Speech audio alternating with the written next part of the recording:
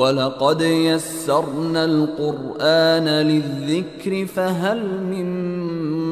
مُّدَّكِرٍ هذا القرآن يوحدنا لطريق الخير يوجهنا الله تعالى أنزله ورسول الله معلمنا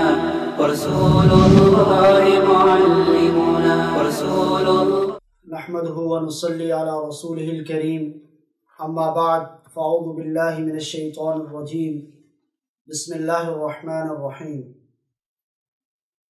17ویں سپارے کا آغاز سورۃ الانبیاء سے ہوتا ہے اور یہ سورہ مبارکہ مکی سورت ہے۔ اس میں 122 آیات اور 7 رکوع ہیں۔ اس سورہ مبارکہ میں تقریباً 17 انبیاء علیہ السلام کا تذکرہ آیا ہے۔ اسی مناسبت سے اس سورہ مبارکہ کا نام سورۃ الانبیاء رکھا گیا۔ اس سورہ مبارکہ کے آغاز میں مشرکین مکہ کے قرآن کے حوالے سے نظریے کا تذکرہ ہے کہ قرآن کریم کے حوالے سے وہ مختلف باتیں اور مختلف نظریوں کا اظہار کیا کرتے تھے۔ کبھی وہ کہتے یہ قرآن کریم سحر ہے، جادو ہے، اور کبھی کہتے کہ یہ شعر ہے، اور کبھی کہتے کہ اضغاث و احلام کہ یہ پریشان خواب ہیں، اور کبھی کہتے کہ نعوذ باللہ یہ محمد صلی اللہ علیہ وسلم نے اپنی طرف سے گھڑ کے لایا ہے، آپ کا افتراء ہے، اور کبھی یہ کہتے کہ آپ کسی سے سیکھ کر آ کر یہ قرآن اور یہ کلام لوگوں کے سامنے بیان کرتے ہیں۔ تو یہ مختلف نظریات اور یہ مختلف ان کی باتیں ذکر کرنے کے بعد قرآن کریم نے یہ کہا کہ یہ سارے ان کے اپنے خیالات ہیں، حقیقت یہ ہے کہ یہ قرآن اللہ کی لاریب کتاب ہے اور اسے اللہ نے اپنے بندوں اور انسانیت کی ہدایت اور رہنمائی کے لیے نازل فرمایا۔ اس سورہ مبارکہ کے آغاز میں قرآن کریم کا یہ نظریہ اور قرآن کریم کے حوالے سے یہ بات ذکر کرنے کے بعد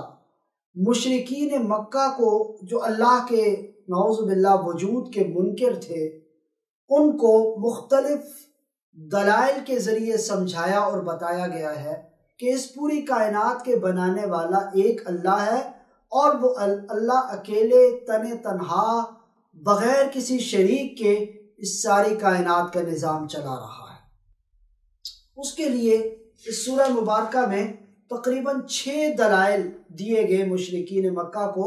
اور وہ ایسے دلائل کہ جو ان کے ارد گرد موجود ہیں اور ان کو ان دلائل میں غور کرنے کی دعوت دی گئی۔ سب سے پہلی دلیل یہ دی گئی اولم یری الذین کفروا ان السماوات والارض کانتا رتقا ففتقناہما۔ سب سے پہلی یہ دلیل دی کہ ہم نے یہ آسمان اور زمین آپس میں ملے ہوئے تھے، ہم نے ان کو جدا کیا۔ یہ قرآن کریم آج سے 1400 سال پہلے یہ دعویٰ کر رہا ہے کہ آسمان اور زمین آپس میں ملے ہوئے تھے، ہم نے بعد میں ان کو جدا کیا۔ آج سے کوئی 200 سال پہلے ارضیات اور فلکیات کے ماہرین طویل ترین تحقیق اور جستجو کے بعد، تجربات اور مشاہدات کے بعد اس نتیجے پر پہنچے کہ سارے کے سارے سیارے، خواہ وہ سورج اور ستارے ہوں یا زمین اور چاند اور آسمان، یہ سب آپس میں ملے ہوئے تھے، پھر ان کو ایک دوسرے سے جدا کیا گیا۔ تو یہ آج اس تحقیق کے اوپر انسان جہاں پہنچتا ہے، قرآن کریم نے آج سے 1400 سال پہلے بلا خوف تردید اس حقیقت کا اظہار فرما دیا کہ آسمان اور زمین آپس میں ملے ہوئے تھے، ہم نے ان کو جدا کیا۔ دوسری دلیل اور دوسرا عجیب سائنسی انکشاف قرآن کریم نے جو کیا وہ یہ ہے کہ وَجَعَلْنَا مِنَ الْمَاءِ كُلَّ شَيْءٍ حَيٍّ، کہ ہم نے ہر چیز کی زندگی کی بنیاد وہ پانی پہ رکھ دی۔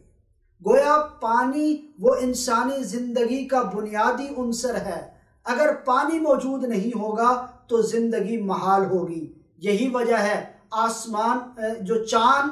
اور زمین ہے یہ ساخت میں مشابہ ہیں۔ جس طرح زمین ہے، چاند کی ساخت بھی اسی طرح ہے، لیکن زمین پر زندگی ممکن ہے، چاند پر زندگی ناممکن ہے۔ ان میں فرق صرف یہ ہے کہ زمین پہ پانی موجود ہے اور چاند پہ پانی موجود نہیں ہے۔ تو قرآن کریم نے آج سے 1400 سال پہلے اس بات کا اظہار فرما دیا، وَجَعَلْنَا مِنَ الْمَاءِ كُلَّ شَيْءٍ حَيٍّ، کہ ہر انسان، ہر چیز کی زندگی کا جو بنیادی عنصر ہے وہ پانی ہے، اور پانی کے بغیر زندگی محال ہے۔ تیسری حقیقت قرآن کریم نے یہ بیان کی، وَجَعَلْنَا فِي الْأَرْضِ رَوَاسِيَ أَن تَمِيدَ بِهِمْ، کہ ہم نے زمین کے اوپر پہاڑ بنائے تاکہ زمین حرکت نہ کر سکے، تاکہ زمین ہل جل نہ سکے۔ اس زمین کو ایک جگہ ٹھہرانے کے لیے ہم نے زمین کے اوپر پہاڑ گاڑے ہیں۔ آج سائنسدان اس تحقیق اور اس تحقیق تک جا کر پہنچے ہیں کہ زمین کے نیچے پہاڑوں کے اندر آتش فشاں ہے، پانی ہے، اور اگر اس زمین کے اوپر یہ پہاڑ نہ ہوتے، یہ بوجھ نہ رکھا گیا ہوتا، تو زمین مسلسل زلزلوں کی اور اس طرح کے طوفانوں کی زد میں رہتی کہ اس زمین پر زندگی ممکن نہ ہو سکتی۔ اب بھی زمین کبھی سانس لیتی ہے، کہیں سے آتش فشاں پہاڑ پھٹتا ہے اور وہ لاوا اندر سے نکلتا ہے تو زمین کی گرمی باہر آتی ہے۔ اگر یہ زمین کے اوپر پہاڑ نہ ہوتے تو اس زمین پر زندگی ممکن نہ ہوتی۔ تو قرآن کریم نے تیسری یہ حقیقت بیان کی کہ وَجَعَلْنَا فِي الْأَرْضِ رَوَاسِيَ أَن تَمِيدَ بِهِمْ، زمین پہ زندگی ممکن بنانے کے لیے ہم نے پہاڑوں کو اس کے اوپر گاڑ دیا تاکہ زمین حرکت نہ کر سکے۔ اور چوتھا انکشاف قرآن کریم کے اس رکوع میں سورۃ الانبیاء میں یہ ذکر کیا گیا کہ وَجَعَلْنَا فِيهَا فِجَاجًا سُبُلًا لَعَلَّكُمْ يَهْتَدُونَ، ہم نے اس کے اندر راستے اور گھاٹیاں بنا دی۔ نہ صرف یہ کہ زمین کی جو ہموار سطح ہے وہاں پر، بلکہ جو تہ در تہ پہاڑ ہیں زمین کے اوپر، ان پہاڑوں میں بھی اللہ نے ایسی ترتیب سے راستے، کشادہ راستے اور گھاٹیاں اور ایسی وادیاں بنا دی کہ انسان کو ایک جگہ سے دوسری جگہ جانے میں کوئی مشکل کا سامنا نہ کرنا پڑے۔ یہ اللہ رب العزت نے زمین میں اپنی قدرت سے ایسے راستے بنائے۔ اور پانچواں وَجَعَلْنَا السَّمَاءَ سَقْفًا مَحْفُوظًا، کہ ہم نے آسمان کو محفوظ چھت بنایا، ایسی محفوظ چھت کہ جو زمین کے لیے کہ اس چھت کے اوپر اللہ نے سورج، چاند اور ستارے لگا کر اس چھت کو یوں مزین کر دیا، ایسے سجا دیا کہ وہ زمین والوں کو بڑی دلکش اور بڑی خوبصورت نظر آتی ہے، جس کو دیکھ کر انسان کی طبیعت خوش ہوتی ہے۔ تو یہ آسمان کی صورت میں محفوظ چھت بنائی، اور پھر اس کے بعد اگلی جو دلیل قرآن کریم نے یہ دی، فرمایا هو الذی خلق اللیل والنہار والشمس والقمر کل فی فلک یسبحون، کہ اللہ نے دن اور رات کا نظام بنایا، سورج اور چاند بنائے، اور فرمایا کل فی فلک یسبحون، ان میں سے ہر ایک چیز اپنے مدار میں گھوم رہی ہے، اپنے مدار میں چکر لگا رہی ہے۔ یہ سورج اور چاند کی حرکت کا نظریہ قرآن کریم نے اس زمانے میں، اس دور میں پیش کیا کہ جس دور اور زمانے میں بڑے بڑے اہل علم اور بڑے بڑے واقفان حال اس حقیقت سے ناواقف تھے، اور اس نظریے کے بارے میں ان کو معلوم تک نہیں تھا کہ یہ سورج اور چاند یہ حرکت کر رہے ہیں، بلکہ اس زمانے میں تو زمین کی حرکت کا بھی نظریہ نہیں تھا۔ تو یہ قرآن کریم نے اس زمانے میں یہ دعویٰ کیا، اور ایسے عجیب انکشاف کرنے کے بعد ان لوگوں کو دعوت فکر دی کہ تمہارے جیسے جو علم کے اندر اپنا ثانی نہیں رکھتے اور جو اپنے آپ کو علم اور تحقیق اور جستجو کے میدان کا شاہ سوار سمجھتے ہیں،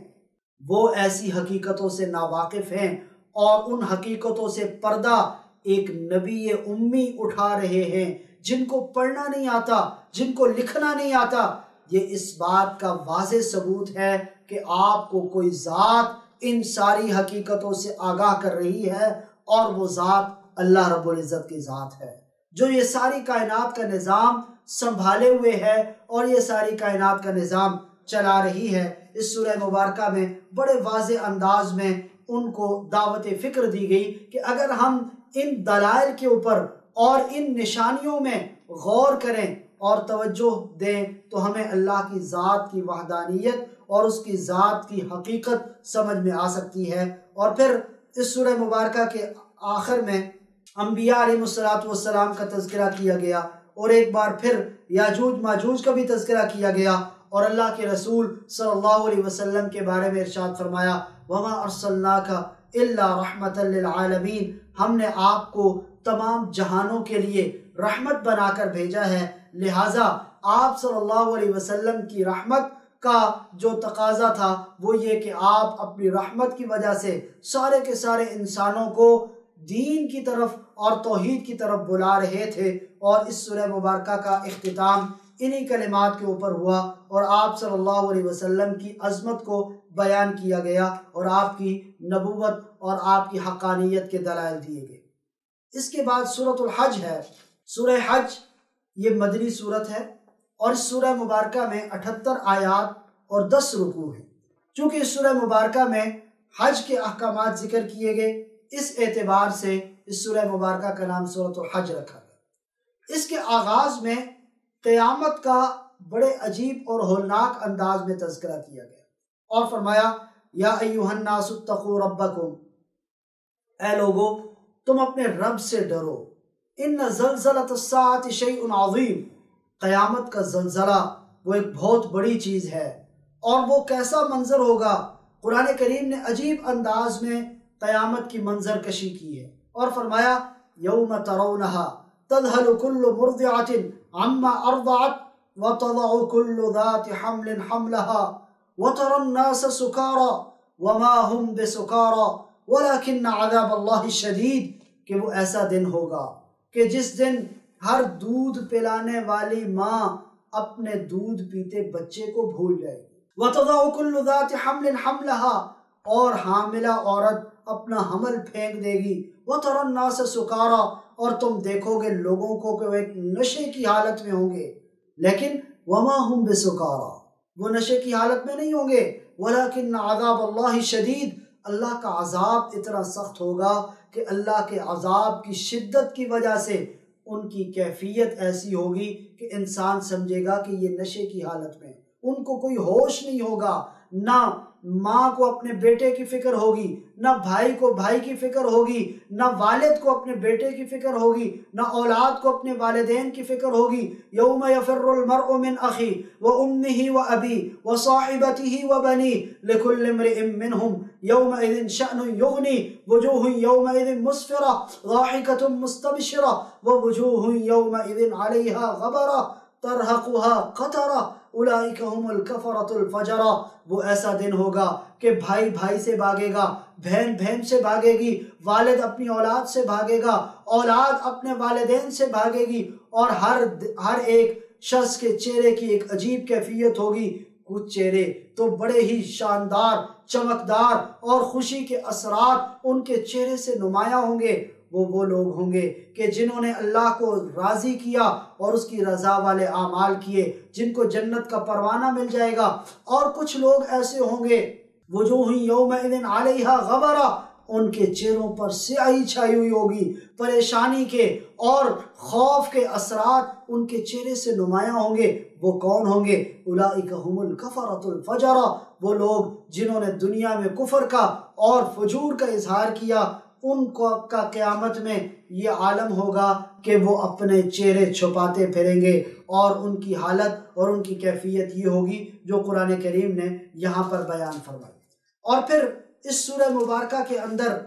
حج کے احکامات ذکر کیے گئے۔ حضرت ابراہیم علیہ السلام نے کس انداز میں سب سے پہلے حج کے لیے آواز لگائی، وَأَذِّن فِي النَّاسِ بِالْحَجِّ يَأْتُوكَ رِجَالًا وَعَلَى كُلِّ ضَامِرٍ يَأْتِينَ مِنْ كُلِّ فَجٍّ عَمِيقٍ، کہ کہاں کس طرح کس انداز سے حج کے لیے دور دراز سے لوگوں کو بلایا گیا، اور پھر حج کے دیگر احکامات کے ساتھ ساتھ توحید کا تذکرہ کیا گیا۔ حضرت ابراہیم علیہ السلام کا جو نظریہ توحید تھا، اور جس انداز سے انہوں نے اپنی قوم کو اور اپنے ماننے والوں کو اور اس زمانے کے جو لوگ تھے ان کو بتوں کی پوجا سے منع کیا، اس کا تذکرہ یہاں تفصیل کے ساتھ کیا۔ اور پھر اس سورہ مبارکہ کے